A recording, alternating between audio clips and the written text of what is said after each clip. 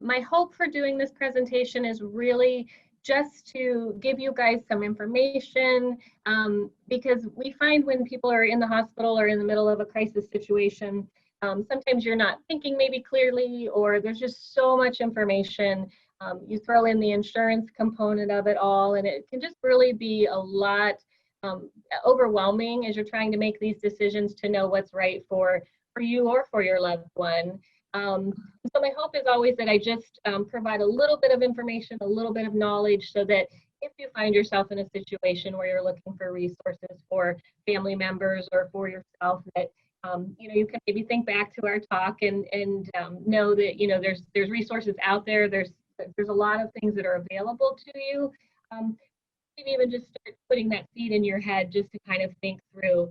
If you have a family member that you think, maybe time is nearing that you're going to have to make some of these decisions, and maybe some of this information is useful, and you start to do a little bit of homework and start to kind of do a little research on your own to find out what's available or how this whole process works. Because I can tell you, it's very overwhelming. I know we were kind of talking, at the beginning of this about, COVID and family members that aren't able to, we had a visitation restriction here at the hospital. There's visitation restrictions out in the community nursing facilities. So when you have that, it's even, more difficult to be able to be with your loved one. That's stressful enough to not be able to be by their side while they're going through, something in their health journey. So, to not even be present, and then to rely on social workers, discharge planners in the hospital, or wherever you may be, that you're working with someone to help navigate you through the system.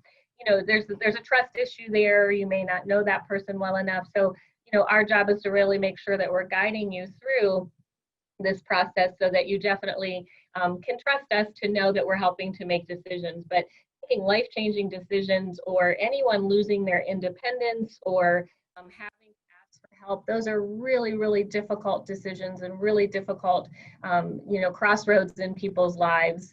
And then you throw in some of the insurance stuff or some of the payment issues that, some of these things are covered, some of these items and some of these services aren't covered. And so to put that financial stress then on top of everything, or maybe expectations of what you were expecting would be covered, isn't covered, is very frustrating and stressful. So we will start the presentation, and hopefully, at the end we can have some dialogue and some good questions. So as it says there, we're going to do introduction and background. I'm going to go over some resources that are available, and then I'll touch a little bit on Medicare, Medicaid. There are a lot of different insurances, a lot of Medicare HMOs that are out there. So we'll touch a little bit on that, but I'll kind of speak from a Medicare perspective. And we'll talk a little bit more about that, and then some questions and discussion. So I think you kind of both know who I am, but for those that are maybe listening on the recording, so I'm Lynn Gastin. I am a social worker by trade. My master's degree is actually in leadership, and I'm the Director of Discharge Services and Utilization Management here at Altman Hospital. I've been at Altman Hospital for 26 years.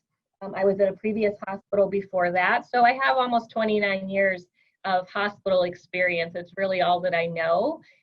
Case management, discharge planning, healthcare, that's all I've ever done. And so from a professional perspective, I like to think that I have some knowledge and know what I'm talking about. But from a personal perspective, I can tell you that I have navigated through the system with both of my parents who have since passed. My mom had Alzheimer's, and my dad ended up with multiple myeloma in the end. So I personally have navigated my own family through assisted living, home health care, having private duty agencies in the home, nursing home, hospice, compassionate care, transportation for my dad to get to and from chemotherapy, and some different services and things. So I personally have lived it, and professionally I know it. So I guess that makes me the one to give this presentation. So I'll just start with what we do here at Altman. And please, one of the biggest takeaways, I think, is that we are always available for anybody in the community. So I know one of you said earlier that you had some questions. You can always call and ask for us here at Altman. You can ask for me specifically, or you can just ask for the social services department. and we are more than happy to help anyone in the community to navigate or answer questions that you might have. What we do here at Altman is we do an assessment and monitor and evaluation of all of our activities which address patients here of all ages. Obviously at the hospital, we go from the emergency department, to the birth center, and all the way through the healthcare system here at the Canton campus. We have social workers and nurse case managers who are working to determine any kind of post-hospital care need and then facilitate that plan under the direction of the physician. So what we're going to do is if you come into the hospital, we're going to do an assessment. We're going to meet or kind of review your chart, meet with you, meet with families, caregivers, significant other, whoever's involved in your care on the outside of the hospital and along with the healthcare team in the hospital, to see what your needs might be. We want to make sure what were you doing prior? What was your loved one doing prior? What was their cognition prior? Have they always had some confusion, or maybe this is new for them? Were they living alone? Do they have support? Do they have services? So we want to make sure that we understand totally what's going on prior to coming into the hospital and what their level of functioning was and what their services were. And then we're going to follow along and see what's going on from the healthcare perspective. Is it a new diagnosis? Have they had a stroke and now they're a little more debilitated than they were? We're going to meet with the patient and the families and kind of work through a plan and help with those recommendations that the physician and the healthcare team make for a patient leaving the hospital. So maybe it is a patient that had a stroke and now needs to go to a rehab or a skilled nursing facility for some additional therapy, or maybe they need a visiting nurse to come out into the home. My team does all of those arrangements. We make all of those arrangements. We help make all of those determinations. And then we're going to work with each person's individual insurance and make sure that A, is it going to be covered? B, if it's not going to be covered, what your costs would be, and making sure that we're providing our patients and families with all the education that we can give them so that you can make a good decision on what's best for your family member. So some of the resources at a really high level that are available in the community are, and I'll kind of work my way from really kind of independent things to more intensive programs. But there are a few meal programs that are locally in the community. So Meals on Wheels, which I think everybody's probably familiar with, is available for any patient that's leaving the hospital or anyone in the community that has a need. That is a private pay situation, so you pay for those meals. They're delivered Monday through Friday, and then on Friday they give you some frozen meals for the weekend. That program also takes food stamps if you have someone who's eligible for food stamps and to receive those meals. There's also a meal program called Compassion Delivered, which is a free meal program that's in our community. It's kind of an up-and-coming nonprofit agency that provides free meals to those that have a terminal illness. So we service a lot of our patients that have a cancer diagnosis. It's strictly by donation to their program, so it's free to anyone that's receiving the meals. Their meals are prepared by a local chef who has worked in numerous restaurants here, so they're very smaller portions and free to the member or free to the community, but also very tasteful, and they are kind of tailored towards individuals that may be going through some kind of end of life or cancer treatment, or someone that doesn't have a big appetite, or someone that just wants a smaller meal, someone who may be going through chemotherapy. There's sometimes that metal taste if you're getting chemo or radiation. So we try to make sure that their meals are seasoned. Meals on Wheels does the same thing. They try to tailor their program to so that it's very appetizing and tasteful, so that people that are getting those meals have that satisfaction. So we don't want anyone to have hunger issues in the community. There are a lot of other food insecurity programs that are out there. So we do provide information on different food resources as far as any kind of food markets that are going on, any kind of free meals at local churches or community agencies, giveaway programs, things like that. We can't try to keep those resources updated because we don't want anyone in our community or any of our Altman family to go without a meal. Adult daycare is another option. So this is for older adults that go much like a child daycare would be. It's for patients that are adults that want to go to a daycare center. There's a couple different agencies in town And what you would do is you can go all day, you can go a half a day. And they have a lot of patients or a lot of members that go to the center that have dementia or some confusion. And so maybe the loved one is staying with a daughter or son and they work during the day, so they can drop them off there at the daycare center. That's also private pay as well. And it can run upwards about $34 to $44 per day, depending on the needs. But they can get a meal. There's nurses there that can help just for monitoring sake. If they need to have a medication at lunchtime, the nurse will give that medication to them. So it's another option, kind of a respite or a break for those that are trying to take care of their loved one at home, but really need to go to work or have appointments or things, or just a break. Especially with our family members, our loved ones that have dementia or Alzheimer's. That can be really stressful. So, if it's a spouse who's giving, taking care of say it's a wife taking care of her husband, and, that can just give her a day or two out of the week just to have some time to herself, a break for her to run some errands, to take care of herself, because we all know being a caregiver can be just as emotionally and physically draining and take a toll. So we want to make sure that our caregivers are also providing self-care for themselves and taking care of themselves. Transportation options. So transportation is a little limited in our county. Some of the other Wayne County, Carroll County, they have some other nonprofit programs that are available to them.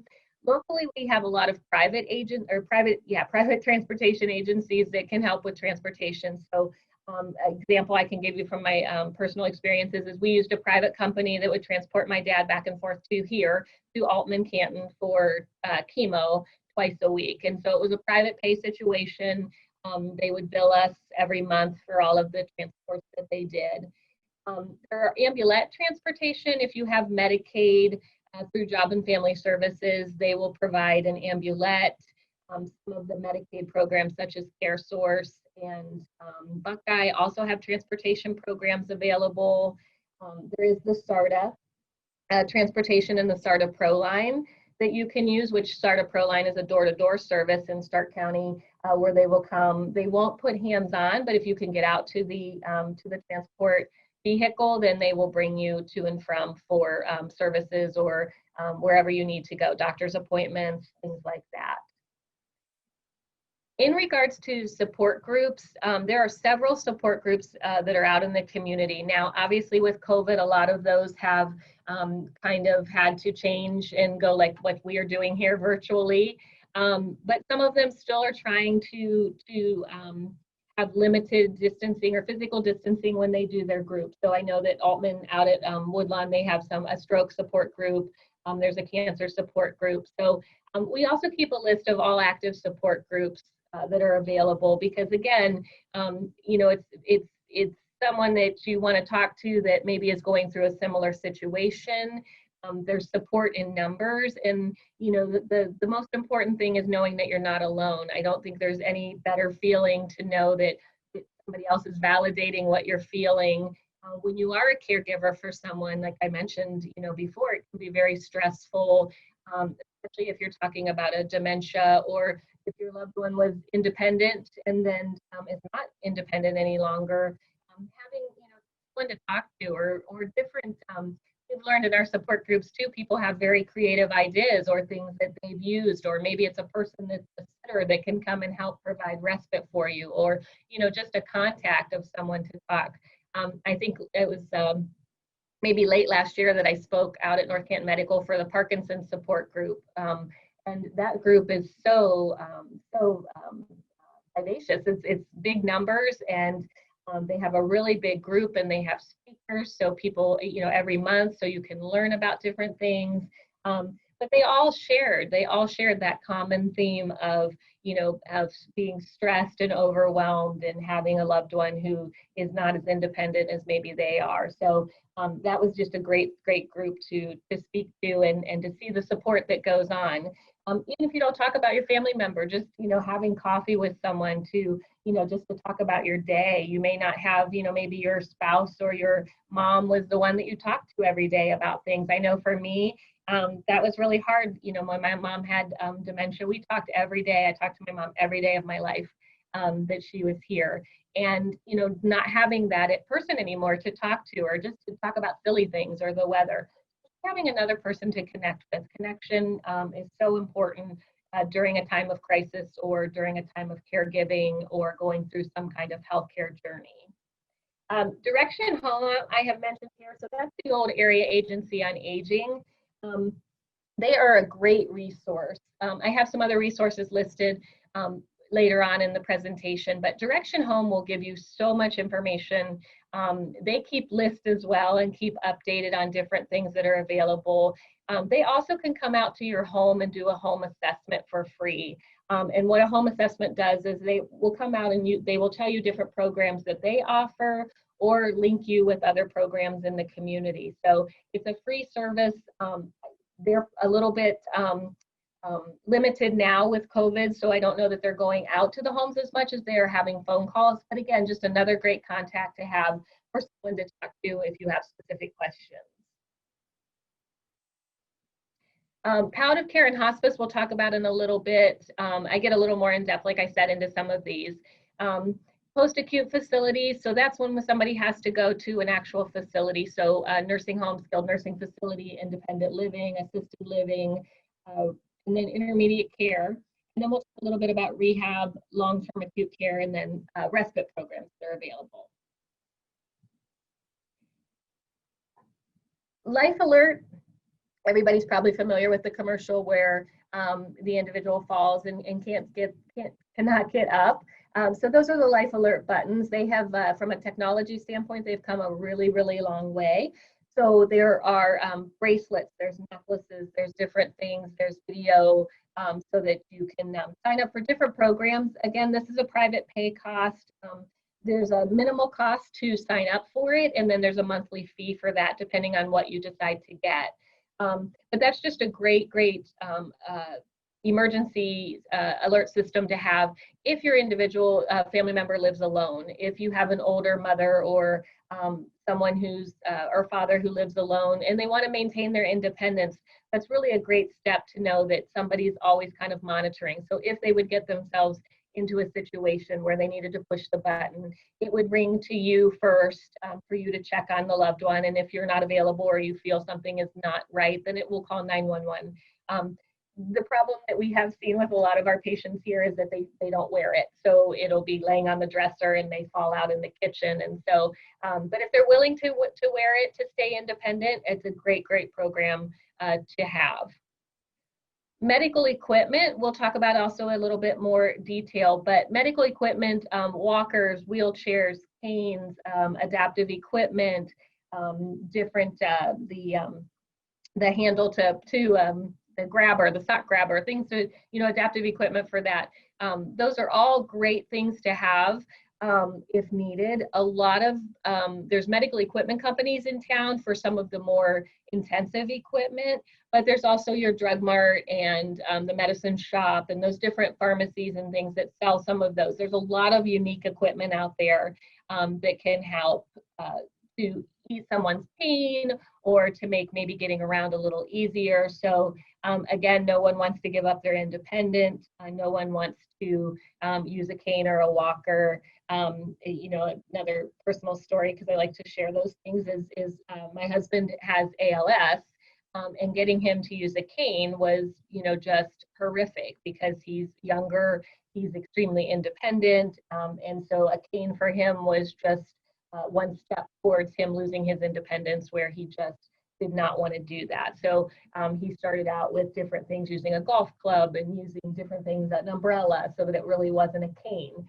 to use. So, getting creative like that, although I wouldn't recommend using those devices, but he's a little bit stubborn and different. But definitely anything that's going to help improve someone's quality of life, we want to make sure we're taking advantage of. Adaptive equipment, ramps, and showers, we have information on that here too. So if we've had somebody who maybe was not in a wheelchair and is going to be in a wheelchair long term, if you're here in the hospital, we're going to talk to you about some of that adaptive equipment or getting a ramp built so that it's easier to stay in your home. The ultimate goal, is we want our patients to be as independent as possible and be successful, especially if they've had a situation where they've been in the hospital. and be safe. But we know sometimes that's not always able to happen at home. We also know that we have a lot of patients and family members that may not be safe at home or may not be making good decisions. There's a fine line between being stubborn and not making good decisions, but still being competent to make those decisions versus being not competent to make those decisions. So we sometimes see patients that come in that do have dementia or are not able medically to make good decisions. And so at that point, we're going to involve adult protective services on some of those situations if we feel it's truly an unsafe situation, or if we feel we have family that's not being taken care of. Example we have in the hospital this very week is a husband and wife who are getting divorced. There's some domestic violence going on. He's not been very nice to her, very abusive to her. And so we help her to call adult protective services so that we can get her all of the services that she needs to be protected. So people can make bad decisions, but when it starts to verge on being unsafe or abusive or neglectful, then adult protective services is an option to call. That is also for the community. Anyone can call adult protective services if you have a neighbor or a family member that you feel is being abused or neglected. By all means, you want to involve adult protective services. I talked a little bit about caregiver support already, but just the importance of, doing some research, finding any kind of support that you can find, taking a day to yourself, taking a day to talk to other people, just sharing in your experiences and to validate what you're feeling, even if that means, counseling of some sort, or seeing your clergy or, whatever church that you go to, just finding that someone else to talk to before it becomes just too overwhelming and too stressful for you.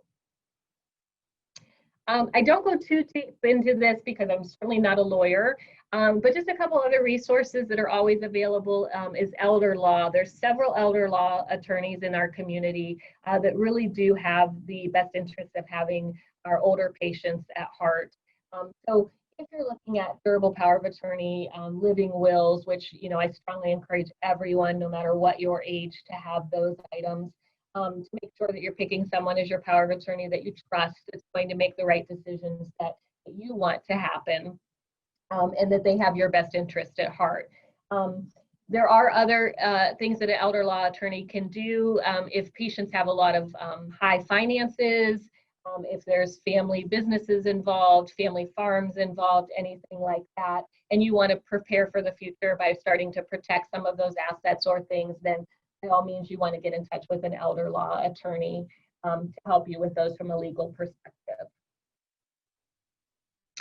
So we kind of talked a little bit earlier about durable medical equipment. From a Medicare perspective, now most of our Medicare HMOs, so Primetime, Aetna Medicare, the Humana Medicare products, they cover the durable medical equipment at 80%.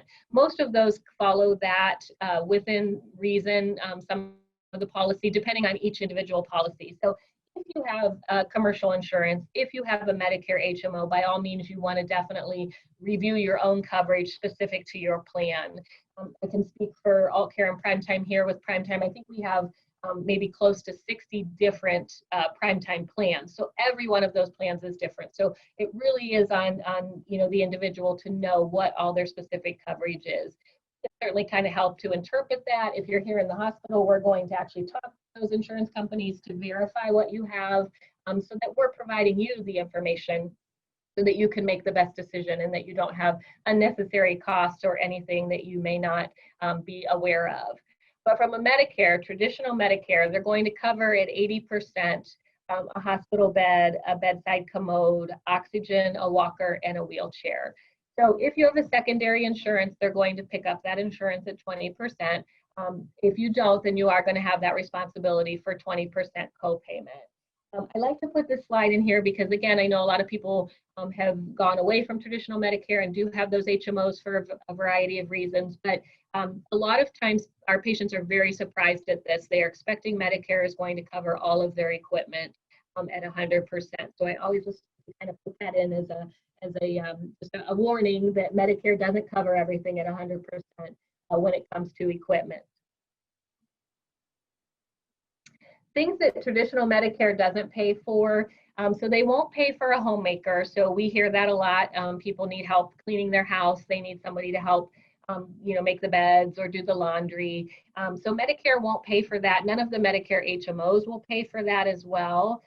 There are some homemaker programs out there. They're based on a sliding fee scale and based on your income. So you may or may not be eligible. Direction Home is one of those that can help with those programs. Job and Family Services has a homemaker program. So again, those are something that's available to you, but something that's not typically covered. All bathroom equipment except a bedside commode. So any of the grab bars for the shower, the tubs, the toilet seat extender, the bath shower chair, those aren't covered. Medicare considers those luxury items. And so those are also private pay. So again, as I mentioned, there's different equipment companies that are available. All of the hospitals have equipment companies, but those are also items that you could get at some of the pharmacies, some of the local pharmacies, some of the drug mart, things like that. Walmart, for a less expensive option. Medicare does not pay for personal or supportive long-term care. So if someone needs to be in a nursing home for a very long period of time, or for a memory care unit, they don't pay for that. They don't pay for long-term personal care in the home as well. So I have a slide here that'll explain what Medicare will do in the nursing home, but anything that's going to be long-term, they're not going to pay for that. And then again, any equipment that's just not non-durable, they're not going to cover. Palliative care and hospice. So palliative care is kind of a newer to the community, I think, not newer to those of us that have worked in healthcare for a while. But the palliative care program is a comprehensive and coordinated pain and symptom control initiative. So palliative care will provide a healthcare team that has expertise and specialize in chronic, long-term chronic diseases. An example I can give you is, so my mother-in-law was an end-stage renal patient, and she had palliative care for almost 3 years. And so what that meant is that she would have a visit from the palliative care nurse every, so often. She had access to the palliative care social worker. And so we would use the palliative care team for expertise in her disease process. When she got tired and wasn't sure she wanted to keep going on with dialysis, then we would call the palliative care team in to have those conversations. Is it time to look at hospice? Is it time to stop end of life or start end of life? Is it time to for her to stop getting dialysis? So we see that this team is able to really to provide that expertise and that direction and that guidance and have those difficult conversations. It's not hospice. There's no time frame. You can have palliative care as long as possible. Patients that come in and out of the hospital for chronic diseases or congestive heart failure, who are in for a very long period of time, that they're back and forth to the hospital. We want to make sure that we involve palliative care. Again, just make sure that there's some pain, have somebody overseeing those at all times. Maybe we can help that individual feel more comfortable in their disease process, both emotionally and physically. And again, that can go on for a really long time. It's a really, I think, kind of a hidden program because palliative care and hospice get interchanged a lot. And so people, when they hear palliative, they first want to resist and say, well, no, I'm not dying, or I don't think I have 6 months or less to live. And that's not the case. You can have palliative care for a very long period of time. And to me, I like to just think of it as just having like a couple more cheerleaders in my background on my team, just helping me along. So, so great program if you have the opportunity to utilize palliative care services. Palliative care will see you here in the hospital, but they also go out to the homes prior to COVID and out into the nursing homes as well. And again, prior to COVID, that is all kind of has a halt right now. So they're doing a lot of phone contact, but again, just a really great program to kind of have somebody else oversee that chronic disease management. They work hand in hand with your primary care physician, so they don't take over, but just another consult service that can kind of help walk along. Now, hospice is end-of-life care when curative treatment is no longer desired or effective. and you have agreed for you or for your loved one that you don't want to seek treatment anymore, you don't want to come back to the hospital, maybe chemotherapy and it's not working and you're ready to progress in your disease process, and you've maybe accepted the fact that you're nearing end of life. So hospice from a Medicare perspective does have a prognosis of 6 months or less, and it is that end of life care. And so the opportunity we have with hospice is that a lot of our patients don't choose hospice until very late in their disease process or their end of life process. There are a lot of great benefits with hospice. One of the biggest benefits is that your family member, your loved ones that are still left after your loved one passes, you get 13 months of bereavement support. So I can speak for Altman Hospice, there's bereavement programs, there's bereavement support groups, they have lunch programs with surviving members of the families. And so just having that ongoing support after you've lost a loved one is, invaluable. But you also have the hospice team who's taking care of your loved one in those last couple days or those last couple weeks of their life. If you have the opportunity to have hospice at home or you choose to go to a compassionate care center, it provides a more peaceful ending to someone's life. It provides a more holistic, a more team approach. And so I have, nothing but great things to say about the hospice programs and what they can provide. Clergy support, volunteer support, social worker support. But again, it's a concept and a understanding that people have to be at 6 months or less that they're going to pass away and have to accept the realization that maybe there is nothing more that can be done for them and that they will not come back to the hospital or seek any more treatment. So I'll talk a little bit about the post-acute facilities. There are several different levels in the community for different post-acute facilities. Independent living is the very one that you would start at, that kind of makes the more sense if you're going through the process of moving from level to level. So independent living is basically, it is what it is. It's completely independent living, but it's usually in either an independent living community or attached to a nursing home. And so you come and go as you please, but you just still have that community atmosphere, still some safety components that come into independent living, so people know if you're in the building or not in the building or in your apartment. And just kind of having that overall, you don't have to take care of a home anymore, you don't have to take care of your yard anymore, you don't have to take care of a big property. And so you pay privately to go into an independent living apartment or home or whatever. There's also so many of them popping up around the community, so they all kind of have a different little aspect. I know there's Danbury up in North Canton, is whole community all on one property, and they're all different apartments.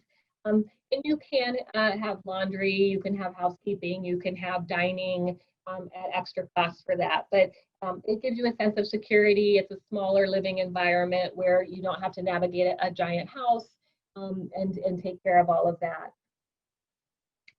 Assisted living then is the next level. Again, assisted living for the most part is private pay. There are some Medicaid waivers that are available for those that qualify.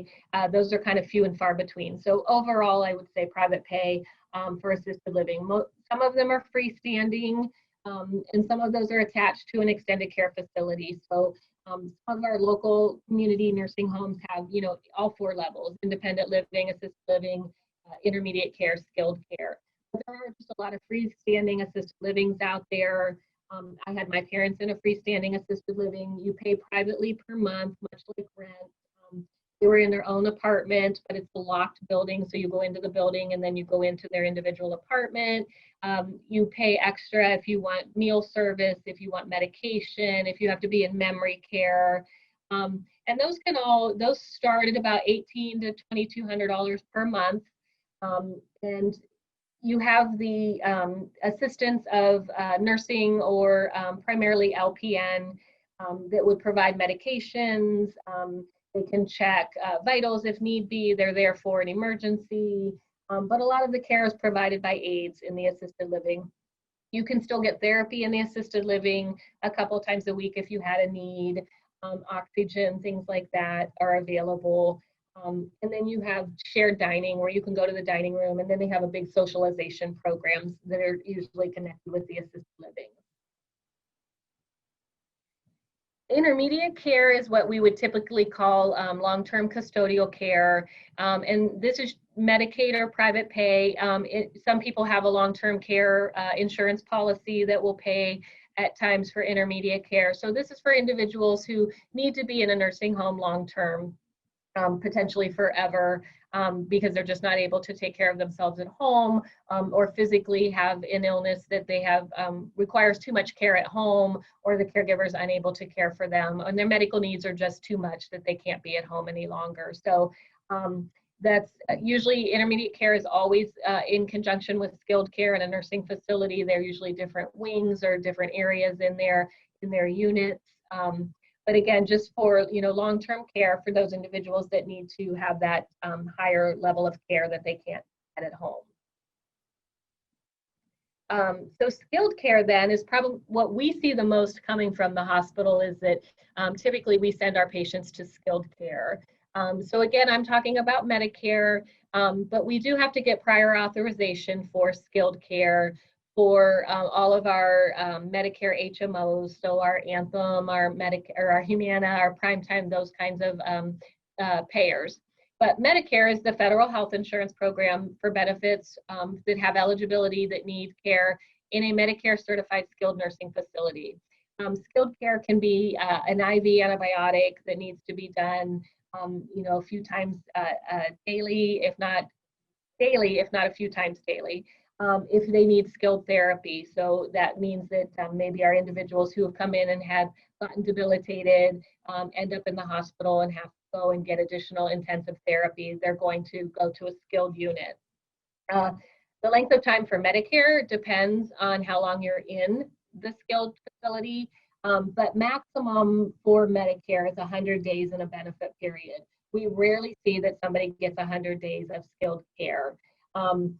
That's typically someone who maybe is on a ventilator and isn't, going to be able to wean from that ventilator. But for the average patient that we see, it's usually 21 to 30 days that they get coverage under Medicare in a skilled facility.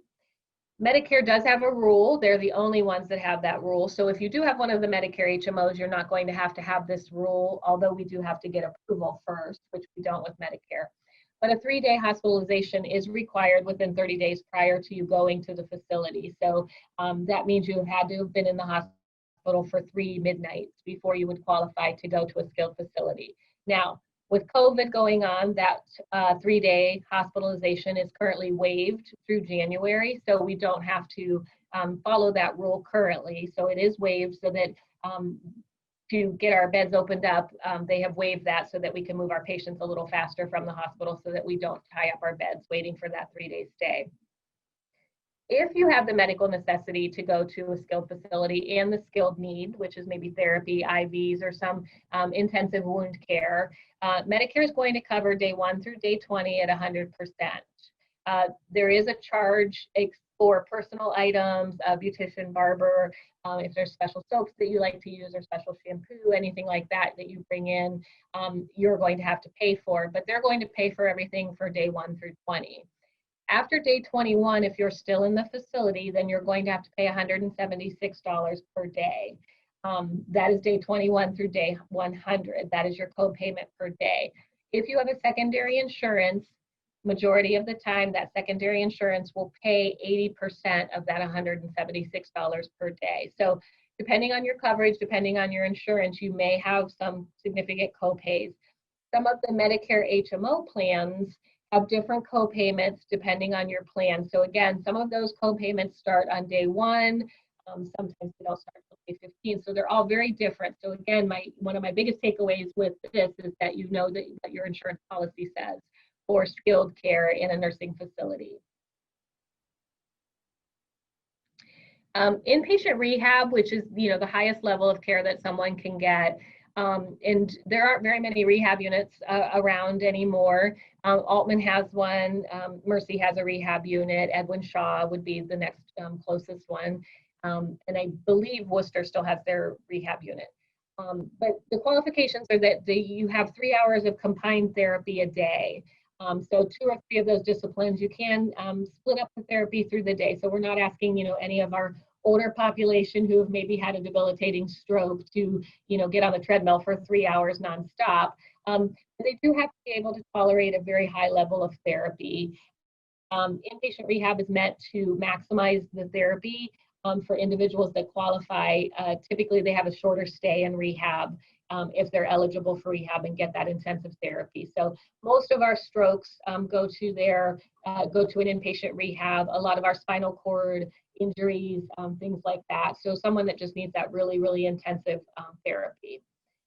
Payment is based on the Medicare prospective payment system. So you can stay in a rehab 90 days per illness. They use hospital days under Medicare. They don't use your skilled days, which are a different bucket. But it's very rare that anybody would be in rehab that long. Our average length of stay for rehab is about 14 to 17 days. The staff coverage in an inpatient rehab is a little bit different than the skilled facility. So you have a rehab physician and a nurse daily, and a healthcare team, a multidisciplinary team, and a coordinated plan of care that are going to work with you every day. This is just the basics of coverage from a Medicare perspective. Some of the presentations that I give, I just like to kind of, Part A is your hospital insurance, Part B is your medical, Part C is your HMOs, your PPOs, and then the Part D prescription coverage. So depending on what insurance you have, again, just making sure that you completely understand your post-acute care needs coverage, and make sure you look that up in your booklets.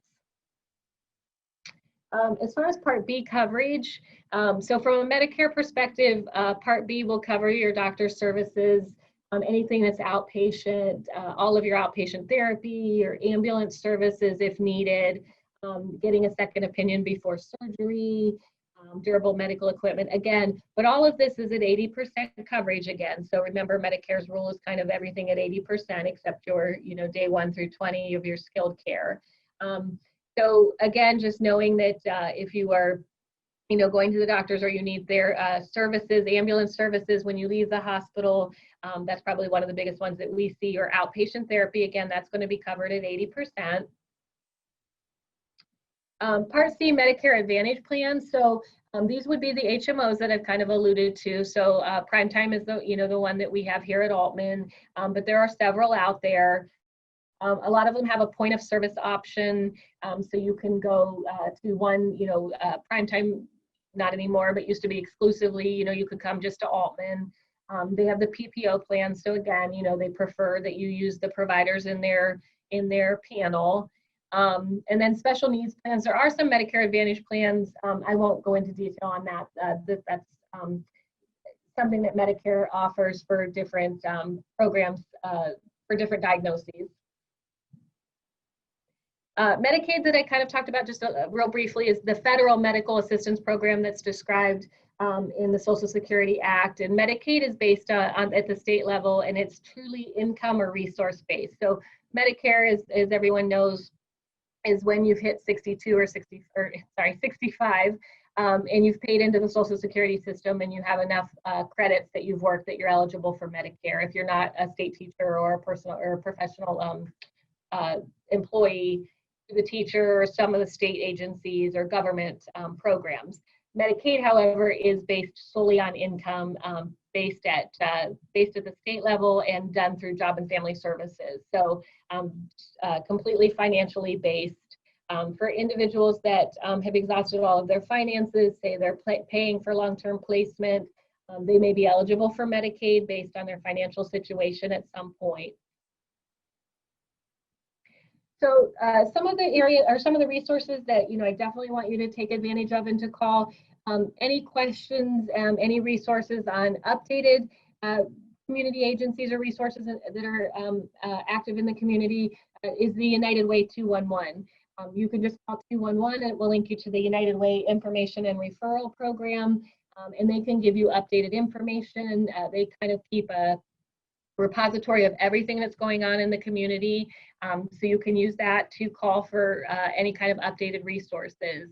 The AARP organization. Their website is amazing. If you get their magazine, if you've signed up for any of their literature, they have an awesome planning guide and checklist that's available. Really kind of walks you through anything that you might need, future planning. So great resources there. Caregiverstress.com also has some great resources and some great tips for caregiving and how to avoid caregiver stress, and just some ideas and things for you to take advantage of self-care for yourself. So if the caregiver gets down, then you certainly can't take care of your loved one. Caregiveraction.org is another one. Again, just some really good tips and resources available for caregivers. And by all means, obviously, Altman, you can call and ask for social services at any time. Just call the main number, and we are always available to have conversations or to walk you through any kind of situation that you have going on. If you're in the hospital, you're definitely going to meet with a social worker and a nurse case manager for every patient that comes into Altman. We do that. So hopefully you're not here as a patient. If you have questions or concerns about anything, you can always call.